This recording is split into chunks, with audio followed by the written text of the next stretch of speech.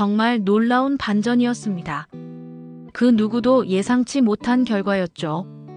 역시 명의는 달랐습니다. 박소영의 정확한 진단과 따뜻한 손길로 인해 김태준의 고민은 완전히 해결되었고 새로운 삶의 활력까지 찾게 되었으니까요. 이야기 시작 전 구독과 좋아요 부탁드립니다. 봄비가 내리는 저녁 강남의 한 의료 빌딩에 위치한 서울비뇨기과는 하루 진료를 마무리하고 있었습니다. 36세의 박소영 원장은 고려대 의대를 우수한 성적으로 졸업한 후 이곳에서 12년째 환자들을 돌보고 있었죠. 4년 전 남편과 이혼한 후 혼자가 된 소영에게는 병원이 삶의 전부였습니다. 간호사 최 실장이 퇴근 인사를 건네고 나가자 소영은 오늘 마지막 환자 차트를 정리하며 조용한 진료실에 홀로 남았습니다. 창밖으로 보이는 네온 사인들이 비에 젖어 형형색색으로 번져 보였죠. 그때 현관문이 조심스럽게 열리는 소리가 들렸습니다. 안녕하세요. 혹시 진료 가능할까요? 돌아보니 키 큰 남성이 마스크를 쓴 채 문 앞에 서 있었습니다. 젖은 머리카락이 이마에 달라붙어 있고 고급스러운 셔츠 어깨는 빗물에 촉촉히 젖어 있었죠. 44세 정도로 보이는 그 남자는 김태준이었습니다. 금융회사 부장으로 일하는 그는 평소 자신감 넘치는 모습과는 달리 오늘은 어딘지 위축되어 보였습니다. 예약은 하지 않으셨나요? 소영이 부드럽게 물었습니다. 죄송합니다. 정말 급한 일이라서요. 오늘이 아니면 며칠 더 기다려야 할 것 같아서. 태준의 목소리에는 절박함이 묻어났습니다. 소영은 잠시 망설이다가 고개를 끄덕였죠. 들어오세요. 마지막 환자로 봐드리겠습니다. 진료실로 들어온 태준은 의자에 앉아서도 마스크를 벗지 않았습니다. 그의 눈빛에는 깊은 고민과 부끄러움이 섞여 있었죠. 어떤 증상으로 오셨나요? 소영이 차분한 목소리로 물었습니다. 그게 말씀드리기가 좀 어려운데요. 태준은 한참을 머뭇거리더니 작은 목소리로 말했습니다. 남성 기능에 문제가 있는 것 같습니다. 아내와도 전 아내와도 이 문제로 많이 다투고 결국 이혼까지 하게 됐어요. 그의 목소리는 점점 작아졌습니다. 성공한 직장인으로서의 자존심에 큰 상처를 받았다는 것이 고스란히 드러나고 있었죠. 소영은 전문의로서의 차분함을 유지하며 몇 가지 질문을 더했습니다. 언제부터 증상이 시작되었는지, 다른 건강상 문제는 없는지, 스트레스 정도는 어떤지 등등 말입니다. 그럼 간단한 검사를 해보겠습니다. 마스크 벗으시고 침대로 이동해 주세요. 태준이 마스크를 벗자 소영은 순간 놀랐습니다. 예상보다 훨씬 단정하고 매력적인 외모였기 때문이죠. 하지만 그의 표정에는 깊은 절망감이 서려 있었습니다. 태준은 부끄러워하며 침대에 누웠고 소영은 촉진 검사를 위해 손을 뻗었습니다. 그런데 소영의 손이 닿자마자 예상치 못한 일이 벌어졌습니다. 태준의 몸이 즉각적으로 반응하기 시작한 것이었죠. 그의 얼굴이 순식간에 빨갛게 달아올랐고 호흡이 가빠지기 시작했습니다. 죄송합니다. 정말 이상하네요. 왜 이러는지 모르겠습니다. 태준은 당황한 목소리로 중얼거렸습니다. 자신도 이해할 수 없는 몸의 반응에 당황하고 있었던 것이죠. 소영은 오히려 침착했습니다. 괜찮습니다. 자연스러운 반응이에요. 오히려 좋은 신호라고 볼 수 있어요. 하지만 속으로는 의아했습니다. 기능장애를 호소하며 온 환자가 이렇게 즉각적인 반응을 보인다는 것이 의학적으로 흥미로웠거든요. 혹시 심리적인 문제일까? 아니면 다른 원인이 있을까? 소영은 전문의로서 여러 가능성을 생각해봤습니다. 그 짧은 순간 두 사람 사이에는 묘한 긴장감이 흘렀습니다. 의사와 환자라는 관계를 넘어서는 어떤 분위기가 진료실을 감쌌죠. 소영은 전문의로서 평정심을 유지하려고 했지만 마음 한구석에서는 이상한 설렘을 느끼고 있었습니다. 검사를 마친 후 소영은 태준에게 말했습니다. 신체적으로는 큰 문제가 없어 보입니다. 다만 정확한 진단을 위해서는 며칠 후에 한 번 더 오시는 게 좋겠어요. 집으로 돌아온 소영은 불 꺼진 거실에 혼자 앉아 있었습니다. 창밖으로는 여전히 비가 내리고 있었고 강남의 네온사인들이 젖은 유리창을 통해 일렁이고 있었죠. 그녀는 소파에 기대어 오늘 마지막 환자였던 태준의 모습을 떠올리고 있었습니다. 마스크를 벗었을 때 본 그 얼굴. 분명 어디선가 본 것 같았는데 소영은 기억을 더듬어 보기 시작했습니다. 그의 눈가에 있던 작은 주름, 웃을 때 살짝 올라가는 입골, 그리고 무엇보다 그 진지한 눈빛이 익숙했죠. 갑자기 소영의 머릿속에 하나의 장면이 떠올랐습니다. 대학교 2학년 때였죠. 경제학과 선배들과 함께했던 동아리 모임에서 만났던 그 사람. 당시 23살이었던 소영에게는 그 선배가 너무나 매력적으로 보였거든요. 김태준 선배. 소영은 작은 목소리로 그 이름을 불러봤습니다. 그제야 확실해졌죠. 오늘 병원에 온 그 남자가 바로 13년 전 자신의 마음을 설레게 했던 그 사람이었습니다. 그 시절을 떠올려 보니 소영은 미소가 지어졌습니다. 경제학과 의학과 연합 동아리에서 처음 만났을 때 그 떨림. 세미나실에서 발표하는 태준 선배가 기타를 치며 노래하던 모습이 얼마나 멋있어 보였는지. 하지만 소영은 한 번도 그에게 직접 다가갈 용기를 내지 못했습니다. 단지 멀리서 바라보는 것만으로도 하루가 설레고 행복했거든요. 그 선배가 다른 여학생들과 대화할 때면 질투가 났고 졸업한다는 소식을 들었을 때는 마음이 무너지는 것 같았죠.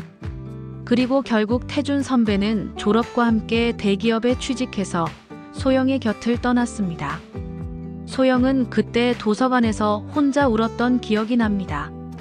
첫사랑이라고 부르기에도 애매한 그저 일방적인 마음이었지만 그 감정은 분명 진짜였거든요. 일주일 후 태준은 다시 소영의 병원을 찾았습니다. 이번에는 예약을 하고 온 터라 마음이 조금 더 편했죠. 하지만 여전히 긴장되는 건 어쩔 수 없었습니다.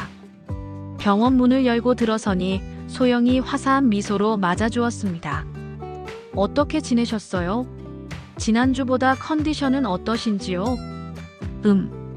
특별한 변화는 없는 것 같습니다.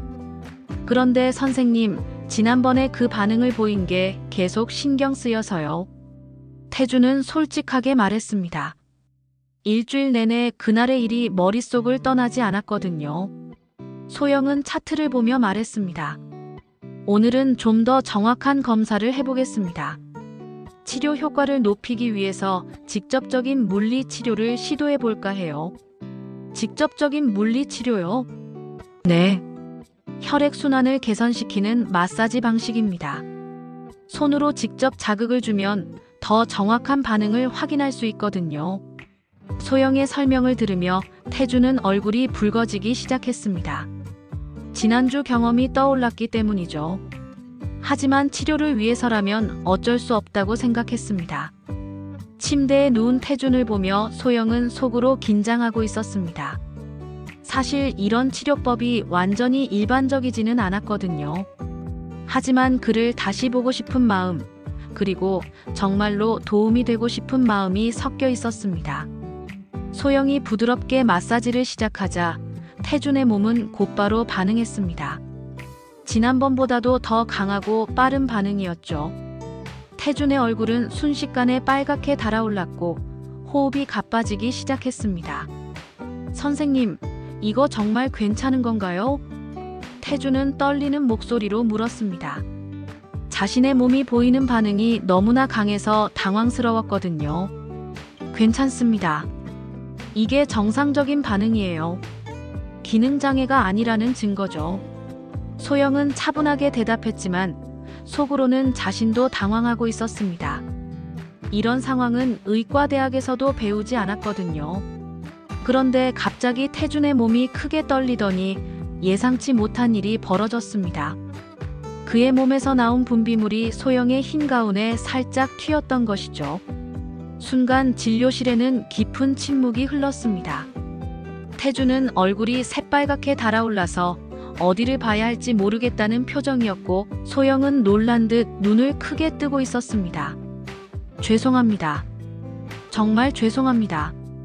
태준이 다급하게 일어나며 사과했습니다. 이런 상황이 너무나 부끄럽고 당황스러웠거든요. 그런데 그때 소영이 갑자기 웃음을 터뜨렸습니다.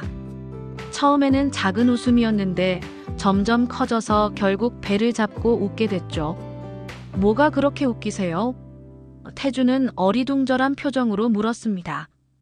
이걸로 기능장애는 아니라는 게 완전히 입증됐네요. 이렇게 강한 반응을 보이시는데 무슨 기능장애예요? 소영의 말을 듣고 태준도 따라서 웃기 시작했습니다. 상황이 너무 황당하기도 했고 동시에 안도감도 들었거든요. 그럼 저는 정상인 건가요? 물론이죠. 오히려 평균보다 훨씬 좋은 반응을 보이고 계세요. 소영은 티슈로 가운을 닦으며 말했습니다. 그리고는 태준에게 차를 내주었죠. 좀 진정하시고 차라도 한잔 하세요. 두 사람은 차를 마시며 자연스럽게 대화를 시작했습니다. 처음에는 병원 얘기, 치료 얘기였지만 점점 개인적인 이야기로 넘어갔죠. 혹시 예전에 어디서 만난 적 있나요? 소영이 조심스럽게 물었습니다. 일주일 내내 확신이 서지 않아서 물어보지 못했는데 이제는 정말 궁금했거든요. 태주는 깜짝 놀란 표정을 지었습니다. 뭐? 어떻게 아셨어요? 설마.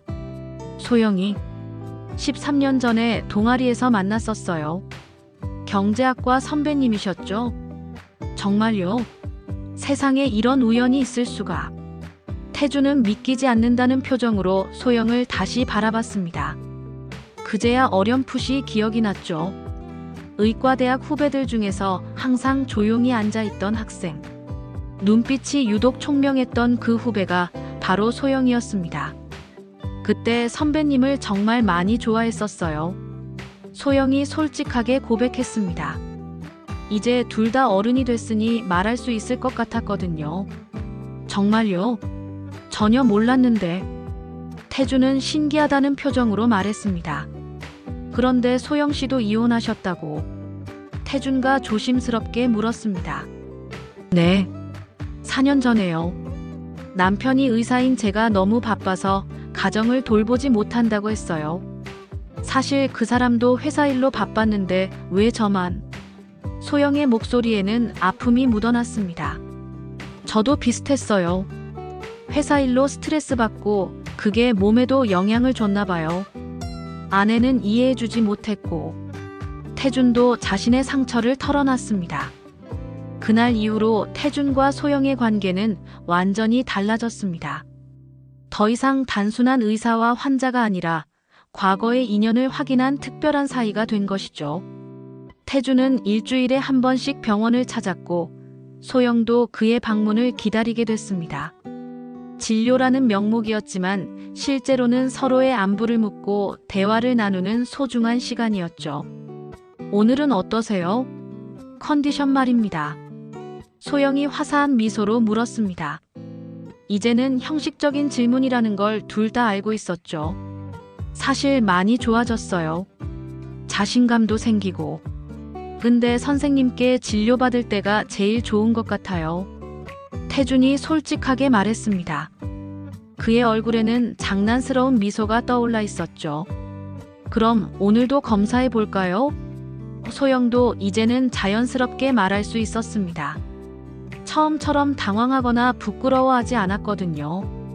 검사가 시작되자 태준의 몸은 여전히 즉각적으로 반응했습니다. 오히려 전보다 더 빠르고 강한 반응을 보였죠. 소영의 손길이 닿기만 해도 그의 얼굴은 붉어졌고 호흡이 가빠지기 시작했습니다. 정말 신기해요. 왜 선생님한테만 이렇게 반응하는 걸까요? 태준이 궁금해하며 물었습니다. 아마 편안함 때문일 거예요. 저를 믿고 계시니까 몸도 자연스럽게 반응하는 거죠. 소영이 답했지만 속으로는 자신도 그 이유를 정확히 알 수 없었습니다. 분명한 건 둘 사이에 특별한 무언가가 있다는 것이었죠. 두 사람은 더욱 가까워졌습니다. 이제 검사라는 명목으로 만나지만 실제로는 서로의 감정을 확인하는 시간이 됐죠. 이 시간이 자꾸 기다려지네요. 태준이 솔직하게 말했습니다. 병원에 오는 길에는 항상 설렘이 있었고 소영을 만나면 마음이 편안해졌거든요. 저도 선배님을 만나는 게 즐거워요. 뭔가 특별한 시간 같아서요. 소영도 자신의 마음을 숨기지 않았습니다. 그렇게 달콤한 시간이 흘러가던 어느 날 소영의 동료 의사인 강민우가 의심스러운 눈빛으로 소영을 바라보기 시작했습니다. 42세의 민우는 원칙과 윤리를 무엇보다 중시하는 비뇨기과 전문의였죠. 소영 원장님, 요즘 야간 진료를 자주 하시네요. 특별한 이유라도 있나요? 민우가 조심스럽게 물었습니다. 평소와 달리 소영이 퇴근 시간 이후에도 병원에 남아있는 일이 잦아졌거든요. 아, 그냥 바쁜 환자들이 있어서요. 낮에 시간 내기 어려운 분들도 있고. 소영은 자연스럽게 대답했지만 마음 한구석이 불편했습니다. 거짓말은 아니었지만 전부를 말하는 것도 아니었거든요. 며칠 후 민우는 태준이 병원을 나가는 모습을 우연히 목격했습니다. 다른 환자들과는 다른 표정이었죠. 너무나 밝고 행복해 보이는 얼굴로 병원을 나서는 모습이 의사의 눈에는 이상하게 보였습니다. 소영 원장님, 김태준이라는 환자분 차트 좀 볼 수 있을까요? 민우가 소영에게 말했습니다. 왜요? 무슨 문제라도 있나요? 소영의 목소리에 긴장감이 묻어났습니다. 아니에요. 그냥 병원 운영 현황을 파악하려고요. 요즘 자주 오시는 것 같아서. 민우는 태준의 차트를 살펴보며 의아했습니다. 남성 기능 장애로 내원했는데 거의 매주 방문하고 있었고 치료 기록도 일반적이지 않았거든요. 특히 전문 물리 치료라는 생소한 치료법이 계속 기록되어 있었습니다. 이상함을 느낀 민우가 단호한 목소리로 말했습니다. 김태준 환자 말입니다. 남성 기능 장애로 내원하셨는데 거의 매주 오시고 치료법도 일반적이지 않아요. 왜 환자에게 과잉 진료를 하시는 거죠? 민우의 직설적인 질문에 소영은 당황했습니다. 과잉 진료라니요? 환자의 상태를 정확히 파악하기 위해서 필요한 치료들이에요. 전문 물리 치료가 정말 의학적으로 필요한 치료인가요? 그리고 매주 반복적으로 같은 검사를 할 이유가 있나요? 민우의 날카로운 지적에 소영은 말문이 막혔습니다. 환자 개개인의 상황이 다르니까 그에 맞는 치료를 하는 거예요. 무엇이 문제인지 모르겠네요. 소영이 방어적으로 대답했습니다.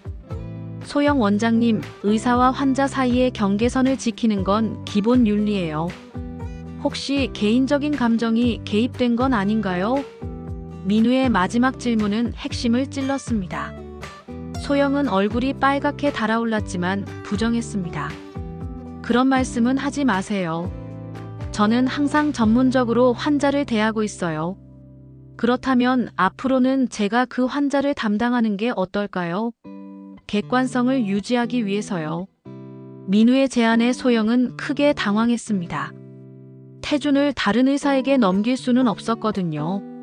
아니에요. 제가 계속 담당할게요. 환자와의 신뢰관계도 중요하니까요. 그날 밤 소영은 태준에게 전화를 걸었습니다. 태준 선배님, 혹시 시간 되시면 잠깐 만날 수 있을까요? 말씀드릴 게 있어서요. 태준은 소영의 목소리에서 평소와 다른 무거움을 느꼈습니다. 무슨 일이세요? 목소리가 좀 이상한데. 병원에서 계속 진료하는 건 좀 어려울 것 같아요. 동료 의사가 의심하고 있어서. 소영의 말에 태준도 상황을 짐작할 수 있었습니다. 그렇군요. 누군가 우리 관계를 의심하고 있다는 거네요. 민우의 시선과 압박을 피하기 위해 고민하던 소영은 결국 큰 결심을 했습니다. 태준에게 전화를 걸어 조심스럽게 제안한 것이죠.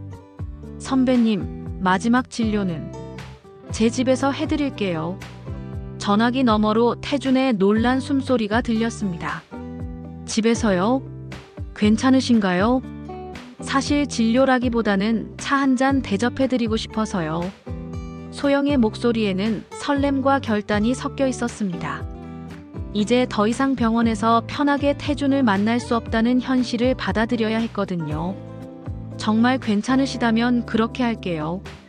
태준도 조심스럽게 동의했습니다. 사실 그도 최근 병원에서 느껴지는 시선들이 부담스러웠거든요. 약속한 저녁 시간, 태준은 소영의 아파트 앞에 서 있었습니다. 마음이 두근거렸죠. 병원이 아닌 개인적인 공간에서 만난다는 것이 새로웠고 동시에 떨렸습니다. 초인종을 누르자 소영이 문을 열었습니다. 평소 병원에서 입던 흰 가운 대신 편안한 집옷을 입고 있었죠. 들어오세요. 좀 어색하시죠? 조금요. 병원이 아니니까 뭔가 다른 느낌이에요. 태준은 솔직하게 말하며 아파트 안을 둘러봤습니다. 깔끔하고 따뜻한 느낌의 인테리어였고 곳곳에 의학 서적들이 정리되어 있었죠. 커피 드릴게요. 좀 편하게 앉으세요. 소영이 커피를 우리며 말했습니다. 사실 그녀도 긴장되고 있었거든요. 이혼 후 집에 남자를 초대한 건 처음이었습니다. 거실 소파에 앉아 커피를 마시며 두 사람은 자연스럽게 대화를 시작했습니다.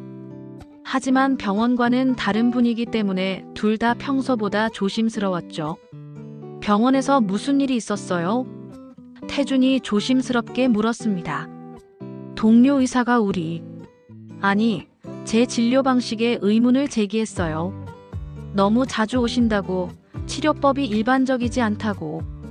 소영이 한숨을 쉬며 말했습니다. 그럴 수밖에 없었겠네요. 사실 저도 느꼈어요. 다른 환자들과는 다르게 대해주신다는 걸.